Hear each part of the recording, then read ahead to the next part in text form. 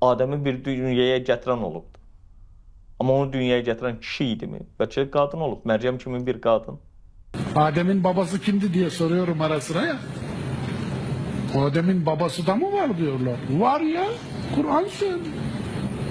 İnsan suresinin 2. ayeti Adem'in babasının olduğunu söylüyor. Bir zaman mələklərə Adəmə səcdə edin demişdik. İblisdən başqa hamısı səcdə etdi.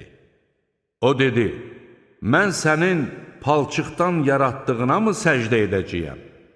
İnsan suresinin 2. ayeti Adem'in babasının olduğunu söylüyor.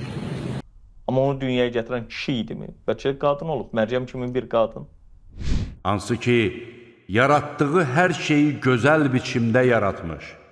İnsanı ilk olaraq palçıqdan xəlq etmiş. Sonra onun nəslini bir damla dəyərsiz sudan əmələ gətirmiş. Sonra onu düzəldib müəyyən şəkilə salmış və ona öz ruhundan üfürmüş, sizə qulaqlar, gözlər və ürək vermişdir.